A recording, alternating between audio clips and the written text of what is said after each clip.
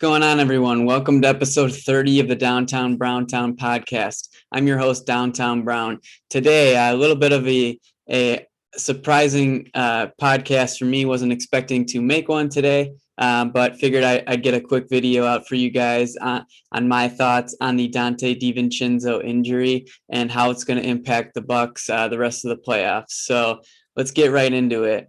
First off, just want to say, couldn't feel any worse for Donte in this situation. You know, he's a young player, 24 years old. He's got one more year left on his rookie deal. I mean, just for a guy who's looking to get paid in the future and just a player that would have had a really good opportunity to make a statement in this next series against the Brooklyn Nets on a big stage. And it's just disappointing for him. I couldn't feel any worse for him. It's diagnosed as a serious tendon injury in his left foot. We all know he's had some foot issues in his early NBA career that kept him out of most of his rookie season 2 years ago. So again, you know, when it happened, it looked like he was in some serious pain.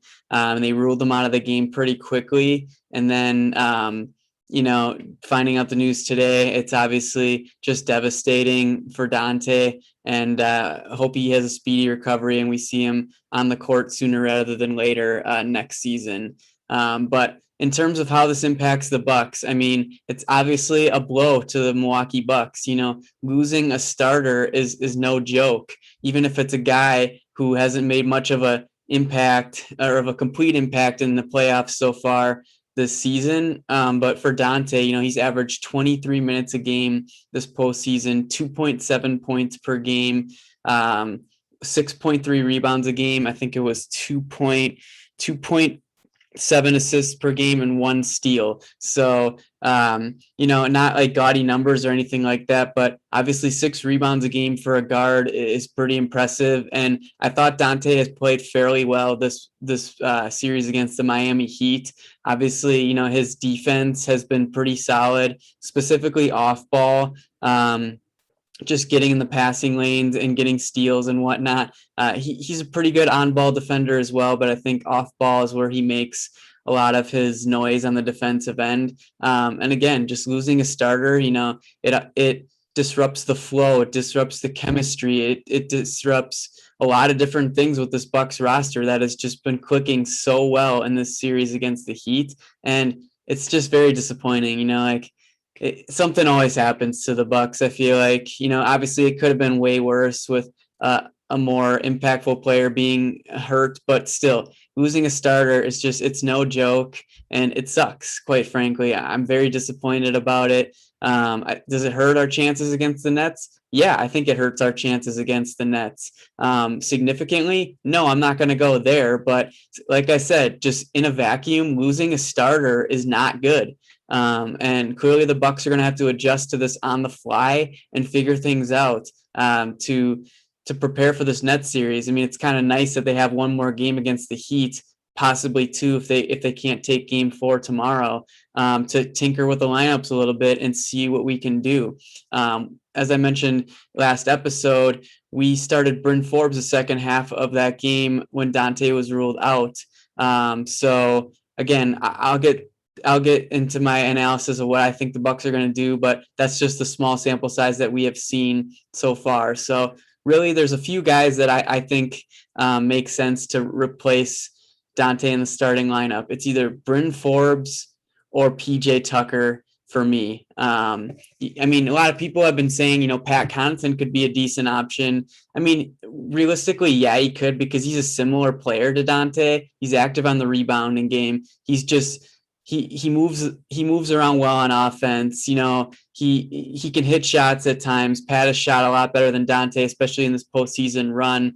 And they're just very similar players from a switchability perspective on defense as well. But to me, that just doesn't make a whole lot of sense to start Pat Connaughton. I think teams are really going to go at him on defense, and I think he's just better suited off the bench. Now, I think he's going to play a more important role for this team for sure. Pat's got to get more minutes now that Donte is out for the rest of the year. And I'm not too mad about that, to be honest. Like I've always been a pro Pat guy, and I think he's played well this season, especially in the playoffs so far in the limited minutes he's getting. So Pat's going to have to step up, get some more minutes, and I think he's going to do well with them. I think he can play well even in that series against the Nets. So for me, it's really down to Bryn Forbes and PJ Tucker. I know there's the Jordan Nwora cries out there on Twitter. I mean, it just doesn't make any sense to me. Like, why would we start Nwora when he's not getting any impactful minutes the whole season? Like, you're going to tell me you're going to start him against the Brooklyn Nets, a super team, and when he's had no impactful minutes the whole season? I mean, that just doesn't make any sense. I mean, they're going to go at him. He's clearly a liability on defense. Yeah, he can get you a bucket for sure, but so can Bryn Forbes, who's done it consistently throughout the year. So if we're making that claim, Bryn Forbes is leaps and bounds the better player to start over Jordan Nwora. I don't even think Nwora is going to be in the rotation. We'll get to that in a little bit, but here's what I think we should do. So obviously we saw Bryn Forbes start second half of last game, but to me, going forward, I think starting PJ Tucker makes the most sense, and here's why. We need defense. You know, Donte was probably going to be the guy to guard Kyrie in that net series, and obviously, Kyrie's going to cook pretty much anyone, but Donte just being able to chase him around and try and stay in front of him, I think that would have been a good fit. And, you know, with losing Donte, a pretty solid defender in our starting unit, I think we need to replace that with more defense. We have the big three still of Giannis, Chris, and Drew to run the offense. I don't think that we need another offensive spark to come into the starting lineup like a Bryn Forbes. I think PJ Tucker just makes way more sense. And in some ways, it's not a blessing. Like, I wish we still had Donte for sure, but in a way, it could be a good thing by starting PJ Tucker, because it's going to get him probably closer to that 30 minutes per game mark. And his defense is just absolutely elite, and something that the Bucks could definitely use more of in that series against the Nets. So to me, starting PJ Tucker makes the most sense. Yeah, he's not going to give you much on offense, but what has Donte given you on offense consistently the whole year? He really hasn't given you much at all. Yeah, he's had some nice games, but like I said, in the playoffs, averaging 2.7 points per game. We've blown out Miami 2 of those 3 games, and he hasn't really, the most he's had is 5 points in game 2. So again, it's just not something that really makes sense. To throw an offensive spark in there, and Bryn Forbes, who I think is going to get more exposed on the defensive end if he's in that starting lineup. They're really going to go at him with the Kyrie, Harden, try and get them to switch Bryn Forbes onto those guys and just attack him. I think Bryn has defended pretty well throughout this playoffs so far, but again, it's just not something that I want in the Bucks starting 5. I really just think he's going to get exposed a little bit. And yeah, his offense is probably going to offset that a little bit. But again, I really just think starting PJ Tucker makes the most sense. And it could almost be a blessing in disguise for the Bucks, having him on the court more and utilizing his absolutely elite defense.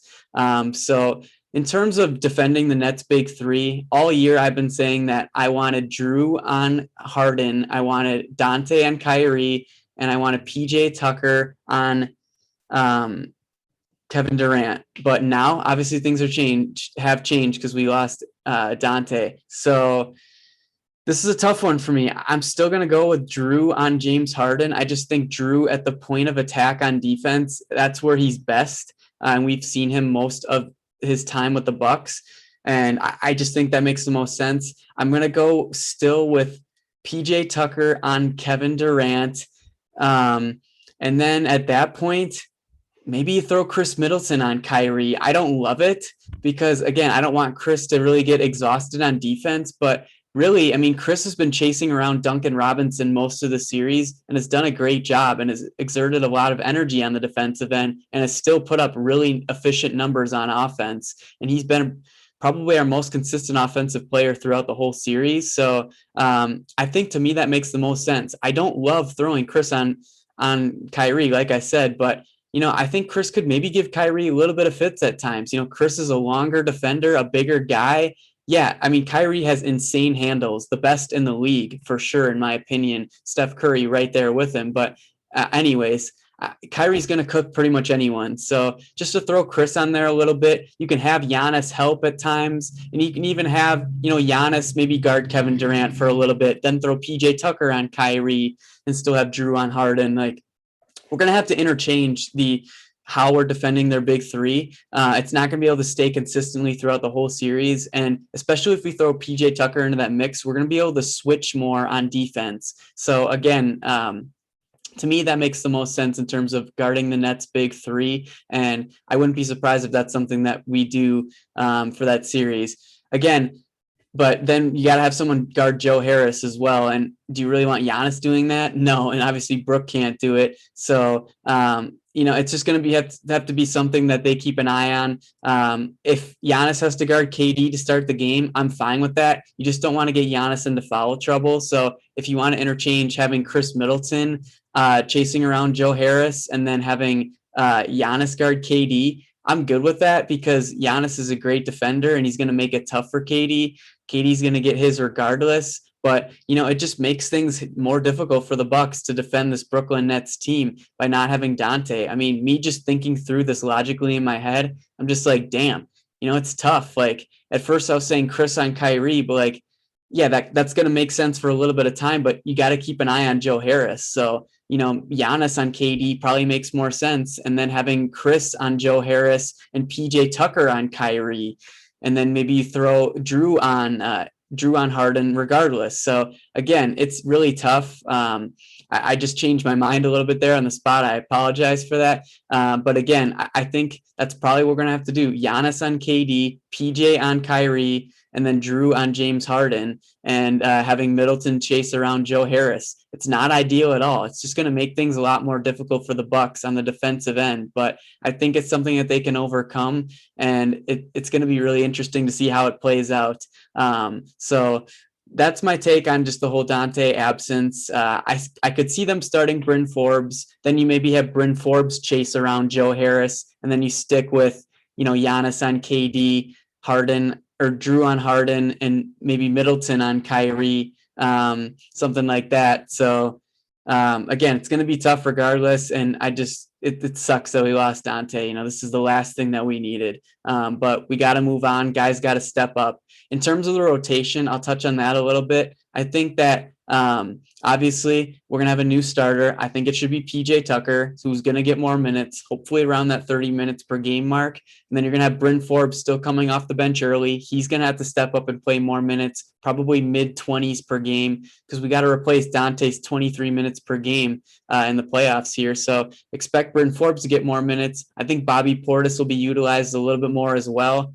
Pat Connaughton, as I mentioned earlier, and then that's 8 guys. With Donte, that was our 9-man rotation. So the big question here is, do the Bucks go with a 9-man rotation and add someone else into the mix, or do they go with an 8-man rotation and just drop Donte out of there and then give more minutes to the role players like PJ, Pat, Forbes, and Bobby Portis to replace Donte's 23 minutes per game? For me, I think they should give Jeff Teague a little bit of a run. And here's why. So, Donte was kind of playing the backup point guard role when Drew Holiday would be off the court. So usually what happens is the Bucks will put Bryn Forbes in about 5 to 6 minutes into the first quarter, take out Drew Holiday. And a lot of the times we saw Donte dribble the ball up the court, not necessarily run the offense, but still just get things moving from an offensive perspective. Now we don't have that. And I think having a backup ball handler like Jeff Teague could make some sense there. Give him a little bit of run. My suggestion for the Bucks is to give Jeff Teague like an early 5-minute run in the game, whether it's like end of the first, early second, whatever. Give him 5 minutes, see how he does. If he plays well, then, give him another 5-minute span and maybe play him, anywhere from 10 to 12 minutes a game, and just having another player to throw into the mix, I think would help. If Jeff Teague doesn't get exposed on defense and can somewhat make some plays on offense, I think it's going to be worth it. And I think he's got the ability to do that. He has been used very sparingly towards the end of the regular season. He kind of fell out of the rotation, and we have seen that in this series against the Miami Heat as well. But I think they got to give him an opportunity. If he stinks, then fine, just run with 8 guys and go with that. I think that would be perfectly fine, to be honest. But again, I think it's something that the Bucs should give an opportunity to Jeff Teague and just see what happens. We've got another game against Miami here to kind of tinker with the rotations a little bit. I think that's going to be important. We still got to win the game, still got to play to win and not get too crazy with the lineups. But I think Bud's got a nice opportunity here to really give this new rotation a shot. And to me, starting PJ Tucker, giving Teague an early 5 minutes, see what he does and go from there. I think that makes the most sense. So again, that's my take on the whole loss of Donte DiVincenzo. Couldn't be more upset for him. It just sucks as a Bucs fan as well. Like everything's finally going well. We're playing our best basketball of the season, and bam, lose a starter just like that. It stinks, and I'm not happy about it at all. But again, just wanted to give my 2 cents on what I think the Bucs should do going forward from a starting lineup perspective and a rotation perspective. And I hope that we do something similar to that, and I can't wait to see how it plays out tomorrow against the Heat and in that Brooklyn Nets series. Again, that's all I've got for you today. Just a quick little news update. I hope you guys enjoyed it. Again, please make sure to subscribe to my YouTube channel if you haven't already, and follow me on Twitter and Instagram as well. Twitter, I'm at downtown_Brown. Instagram, I'm at downtown_Brown33. So thanks again, guys. Go Bucs.